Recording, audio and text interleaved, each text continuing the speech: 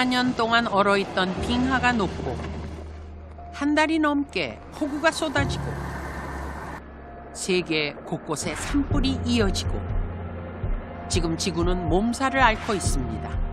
It has to be replaced by renewable energy over time. And I'd stop giving to the oil industry. 2050 탄소 중립위원회를 설치하여 탄소 중립 사회로의 이행을 속도감 있게 추진해 나가겠습니다.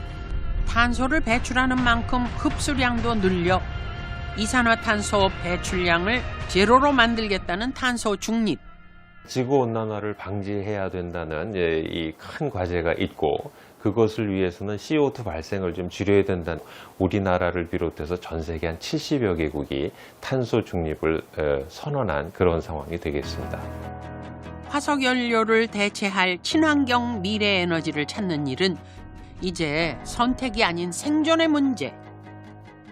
그래서 세계 각국은 지금 미래 에너지를 찾기 위해 고군분투 중입니다. 그 가운데 하나 눈에 띄는 것이 있으니 바로 수소 에너지입니다. 그렇다면 수소는 과연 어디서 얻는 걸까요? 저희 발전소에서 쓰고 있는 LNG의 그 일부를 배관으로 이용을 해서 배질 절차를 거쳐서 수소를 생산해냅니다. LNG, 그러니까 도시가스에서 수소를 얻는다는 것인데요. 사실 알고 보면 이미 오래전부터 이 LNG를 이용한 발전소들은 있어 왔습니다.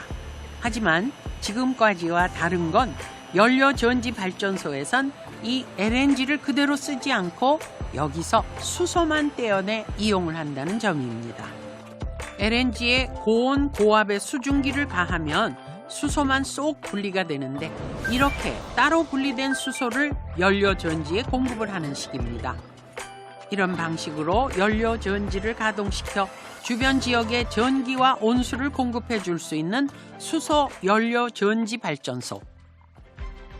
그런가 하면 석유화학이나 제철 공장 같은 곳에서 작업을 하다 나온 수소를 이용해 전기를 만들어내는 발전소도 있습니다. 석유화학 공업이 발달한 우리나라에선 현재 대부분의 수소를 바로 이 부생수소로 이용하고 있다는데요. 이곳은 지난해 7월 문을 연 부생수소 연료전지 발전소입니다. 경기도 화성의 한 타운하우스. 흥순 씨네 가족은 원래는 아파트에 살다 1년 전 아이들을 위해 큰 마음 먹고 이 집으로 이사를 왔습니다. 2배나 커진 집, 그만큼 전기도 많이 쓸 테고 돈도 많이 들겠다 싶었는데 그건 아니랍니다. 훨씬 넓어진 집에서도 전기요금은 전보다 더 적게 나오고 있습니다.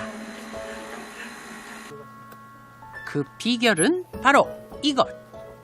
이게 저희가 쓰는 연료전지고요. 이 연료전지랑 보일러 연결돼서 다시 쓰고 있습니다.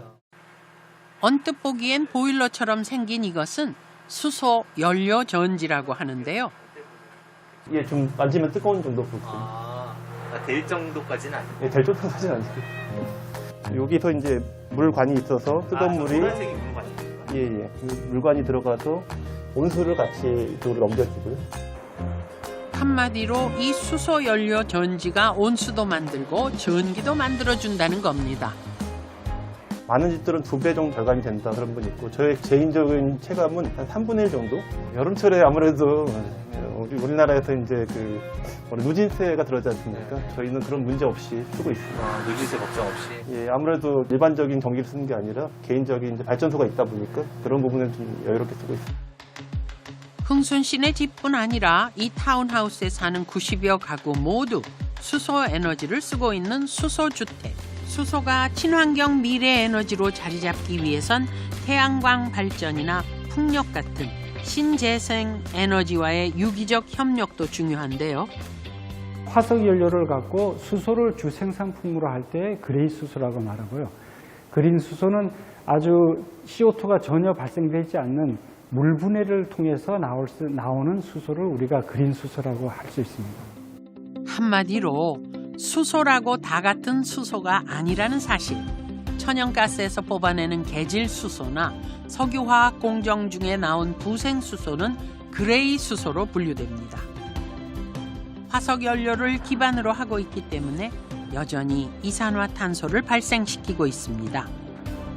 그런데도 현재 우리나라를 비롯한 전 세계에서 사용하는 수소의 95% 이상이 그레이 수소인 이유는 경제성 있게 충분한 수소를 공급할 방법이 아직 없기 때문입니다. 그래서 태양력이나 풍력 같은 신재생 에너지와의 협력이 필요합니다. 수소가스가 워낙 가볍다 보니까 그 수송 비용이 굉장히 많이 나옵니다. 수소는 이제 액화도 어렵고 부피가 많이 나가고 고압으로 이제 그 압축을 해서 수송해야 되기 때문에 수송 비용이 굉장히 많이 나옵니다. 그래서 그런 문제를 해결하려 그러면은 제일 좋은 거는 현장에서 수소를 생산하는 게 제일 좋은데 그 방법이 요즘 이제 그 관심을 받고 있는 물을 전기분해해서 수소를 만드는 겁니다. 물을 이용한 전기분해로 수소를 생산하는 방식은 가장 경쟁력 있는 방법인데요. 이때 촉매의 역할이 무엇보다 중요합니다. 어떻게 그 가성비가 좋은 촉매를 개발하느냐, 그게 제일 핵심인데 보통 이제 백금을 주로 이제 그 성능이 좋은 고가 촉매로 많이 사용하는데 상업화되기 힘든 게 백금은 이게 그 전해질 이제 그 물에 이제 좀 이렇게 전해질을 녹이는데 거기에 잘 녹아 들어갑니다. 녹아 들어갔다가 이렇게 뭉치는 그런 성질이 있어서 성능이 시간이 지나면서 점점 떨어지는 그런 성능이 있는데 대표적인 촉매가 백금인데요. 하지만 가격이 높고 안정성이 좋지 않아 대중화에는 한계가 있었습니다. 꽂아서 전기 음극 양극을 걸어주게 되면은 이제 이런 식으로 생산이 된다는 거죠. 그렇죠. 예. 여기 많이 나오는 쪽이 수소 쪽이고 적게 나오는 쪽이 산소 쪽이고 이게 불을 붙이면 팡팡 터지는 것이 바로 물에서 분리해낸 수소. 수소 경제의 가장 중요한 핵심은 경제성이 나오느냐 안 나오냐. 일반인들 이해하기 쉽게 이제 설명하면 전기를 100원치 썼는데 나오는 수소량은 50원치 정도밖에 안 나와요. 50원은 열로 그냥 공중에 날아가버리죠. 그러니까 효율이 너무 낮으니까 경제성이 안 나왔던 거죠. 그러니까 수소를 얻는 데 들이는 전기요금에 비해 나오는 수소의 양이 너무 적다는 것. 하지만 여전히 얼마나 싸게 더 많은 수소를 공급해 더 많은 전기를 생산할 수 있느냐는 세계 여러 나라들이 아직 답을 찾고 있는 숙제입니다. 필요한 수소를 어떻게 공급하느냐. 그게 사실 남은 숙제인데 수전해 기술만 발전해서 되는 게 아니고 우리 수소 경제에 안 보이는 그 바운더리 밖에 있는 신재생 에너지, 태양전지라든지 풍력 이런 것들 같이 발전을 해야지 미래의 진정한 성자가 될 수 있을 거라고 생각하고 있습니다. 그렇습니다. 태양광, 풍력 같은 재생 에너지와 함께 손잡고 같이 움직일 때 신재생 에너지는 물론 수소 역시 자신의 능력을 더 잘 발휘할 수 있게 된다는 것입니다. 사실 수소를 지금 만들고 이송을 하고 저장을 하고 충전하고 하는 이런 부분은 지혜가 조금 좀 도외시했던 게 사실입니다.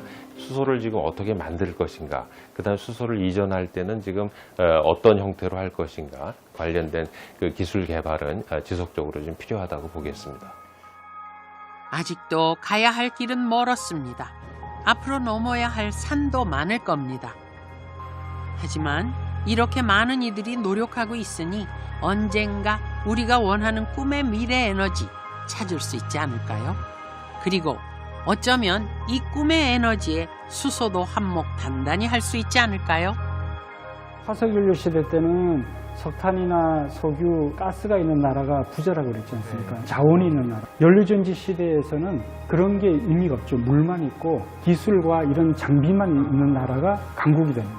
말하자면 새로운 산업혁명이 일어난다고 봐야 됩니다. 그린 수소가 만드는 무한한 가능성과 기회. 과연 그린 수소가 만드는 새로운 세상은 또 어떤 모습일까요?